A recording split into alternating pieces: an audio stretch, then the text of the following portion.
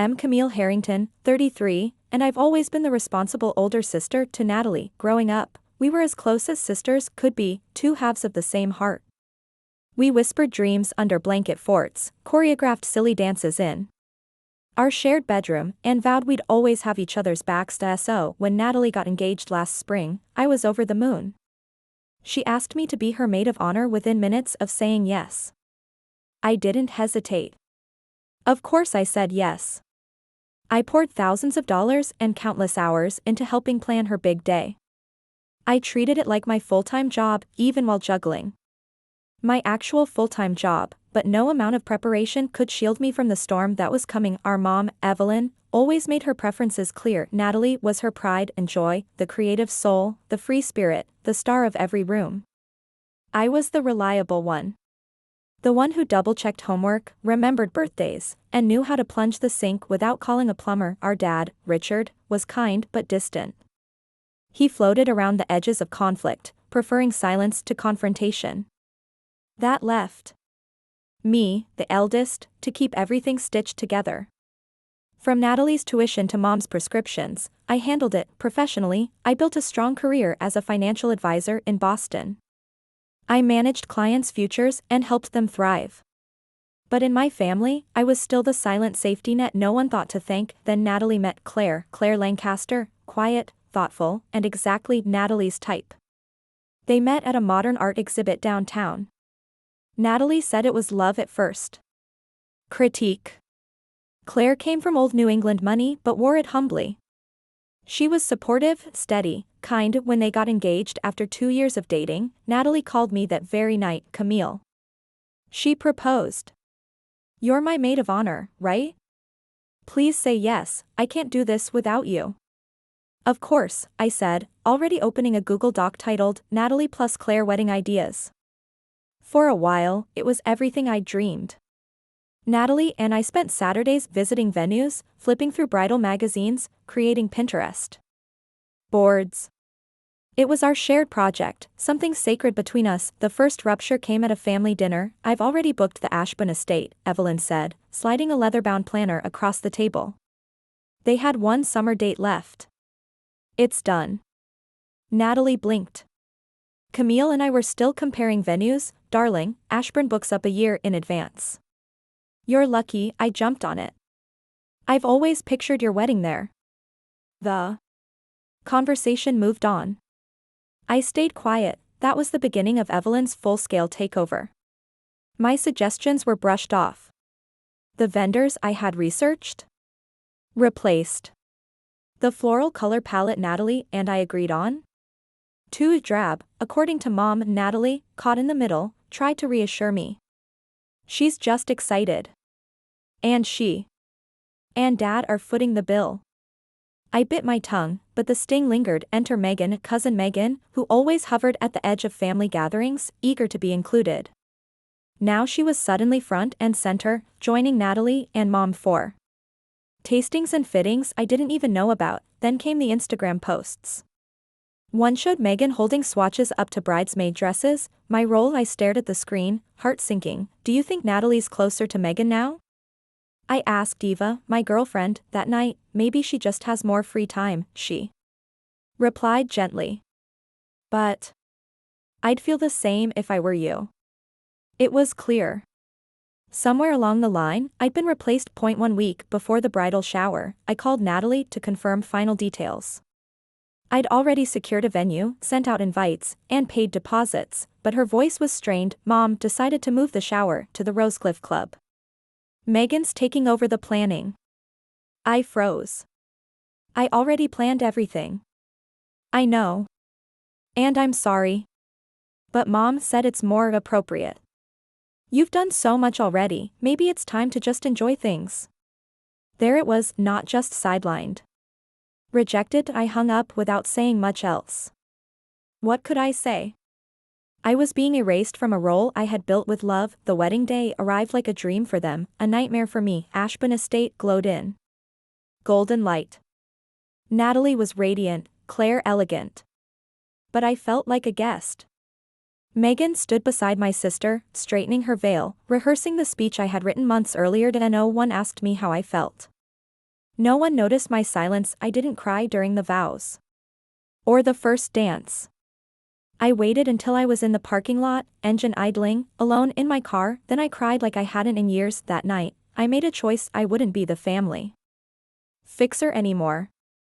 I wouldn't carry the emotional weight of people who didn't care how heavy it was. I stopped answering Evelyn's calls. I didn't reply to Natalie's texts.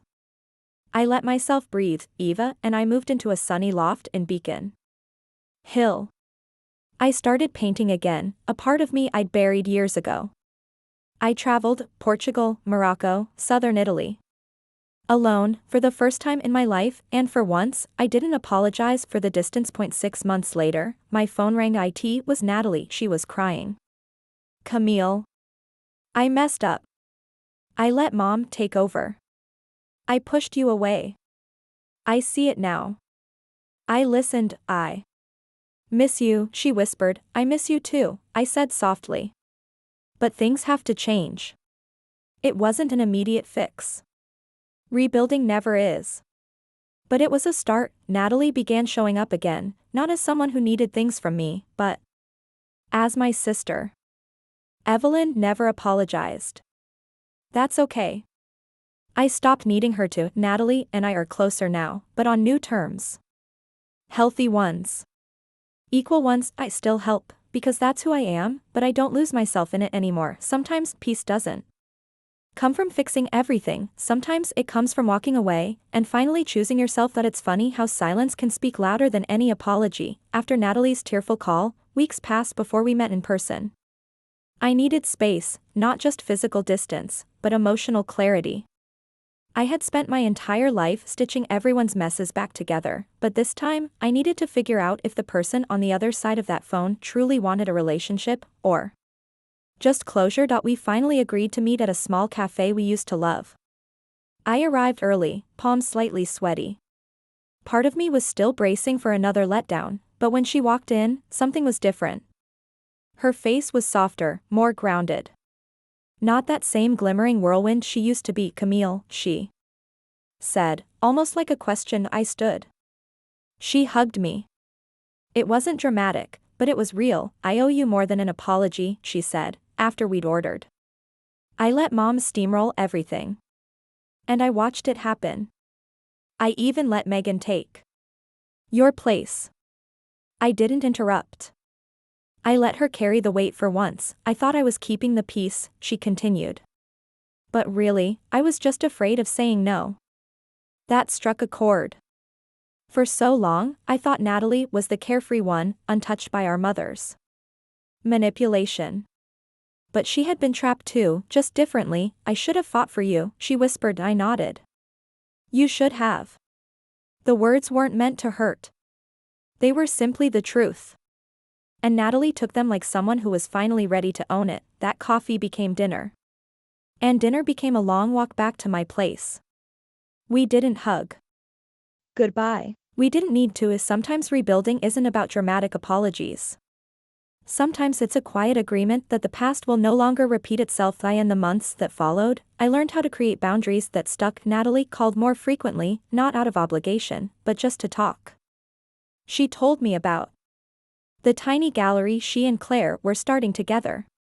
I told her about my paintings, about the art class Eva had talked me into teaching once a week. That we weren't best friends again overnight.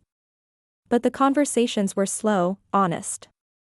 And for the first time, I didn't feel like I had to fix her. I could just listen.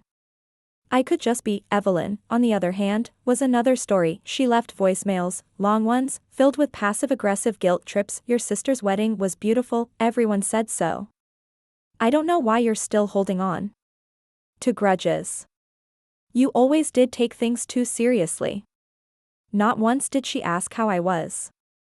Not once did she say thank you. Eventually, I blocked her number. When Natalie found out, she didn't argue.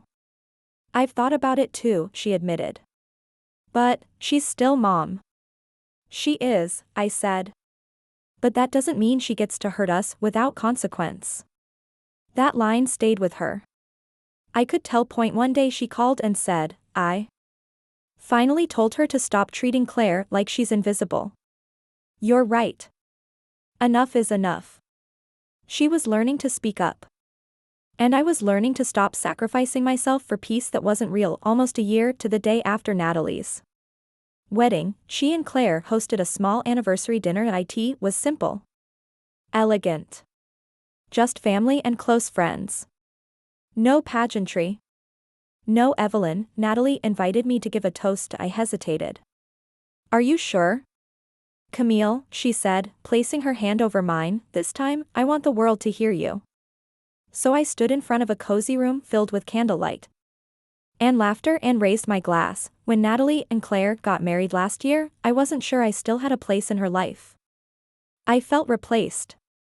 Forgotten. Maybe even a little broken.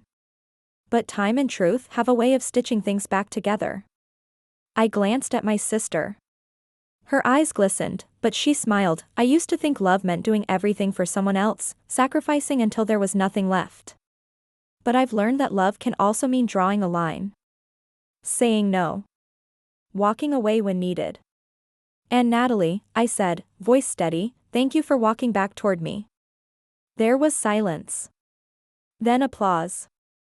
Then Natalie, rushing to hug me in front of everyone. We cried. Claire clapped. Even Dad, quiet and mild as ever, raised his glass with real emotion in his eyes. That night, something closed. Not with finality, but with peace. I was no longer the forgotten sister. I was a sister again. The first time I stepped into the renovated gallery Natalie and Claire opened, it felt like walking into a dream I had forgotten was mine. Soft lighting warmed the whitewashed walls. And original pieces hung in curated balance, some bold, some whisper soft. Among them was a piece I hadn't seen in years. A canvas I'd painted in my mid-20s during a season of burnout and quiet longing.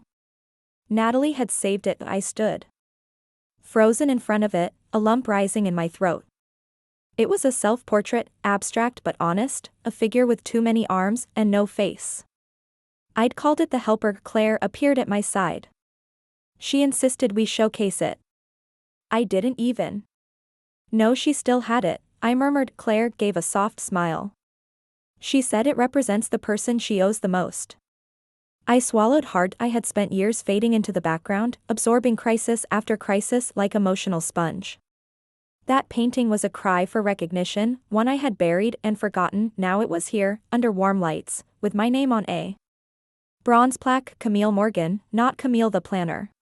Not Camille the maid of honor who wasn't just the artist. That night, Natalie introduced me to a few local curators. They asked questions about my style, my process, and if I had more to show. For the first time in years, I didn't flinch at the idea. I said yes. Eva had been nothing but patient throughout the entire storm. Where Natalie and I had unraveled and knotted back together, Eva remained a steady hum in the background of my life, cooking me dinner on nights I forgot to eat, listening to every word I didn't say. I once told her she loved too quietly. She smiled. So do you. Maybe that's why we work. One evening, as we watched the light fade over the city from her balcony, she turned to me and said, I think it's time you stop asking for permission to take up space. I laughed. That's rich, coming from you. You're just as quiet as I am. Sure, she said, but I don't shrink. That stayed with me. I had spent so much of my life accommodating, molding myself to fit the cracks left by others. I didn't know how to stand tall without bracing for a shove, but Eva's love wasn't conditional. She didn't need me to earn it or prove my worth through sacrifice. She met me where I stood and waited for me to see what she already saw. You should apply for the residency at Hanover House, she said one night. You'd have 3 months to paint. All expenses covered. Eva, I scoffed. That's for real artists. You are a real artist, she replied, without hesitation. It's time you stop asking the world if it agrees. A month after the gallery opening, I received a letter in the mail. No return address. No postmark. Just my name, written in Evelyn's careful, elegant script. I almost threw it away, but curiosity, that old tether, tugged at me. Inside was a single page. Camille, I see now that I lost something I didn't know how to value. I won't defend my choices, nor expect you to forgive them, but I do want you to know this, your strength didn't go unnoticed. I just wasn't brave enough to admire it openly and I hope, someday, you'll find peace. Even if it's without me. Evelyn, there was no apology. Not really. Just a faint echo of regret buried in the kind of language that made her feel safe, and for the first time, I didn't feel rage or sadness. I felt nothing that, I realized, was healing. Tio let her go without clinging to the hope she'd ever become the mother I needed. I didn't respond. I didn't keep the letter. But I also didn't cry. Instead, I poured the feeling into a canvas. A woman with a match in one hand and a map in the other. I called it Unburned. It sold within a week. The Hanover House residency changed me in ways I hadn't expected, not just because I finally had the space and time to create, but because for the first time in my adult life, no one needed me. No emergencies. No family drama. No emotional weight tugging at my ankles, just paint. Just quiet. I woke with the sun. I painted until dusk. I read poetry aloud in my room and took long walks through the woods behind the estate, and somewhere in that stillness, I found her, myself, not Camille the fixer, or the sister, or the silent observer. But Camille the artist. Camille the woman with steady hands and a clear voice. My final piece in the residency was called The Place I Was Meant to Stand. It was big, 6 feet by 4, an abstract figure with her feet rooted in stone, but her arms reaching skyward, unafraid. When I unveiled it during the closing exhibit, Natalie was there. Claire too. So was Eva, smiling like she'd known all along. I even spotted Dad in the corner, hands clasped, his eyes full on. "No, Evelyn." But that was okay. I didn't need her anymore to validate who I had become. That night, the gallery offered me a solo exhibit in the spring. When I said yes, I didn't whisper.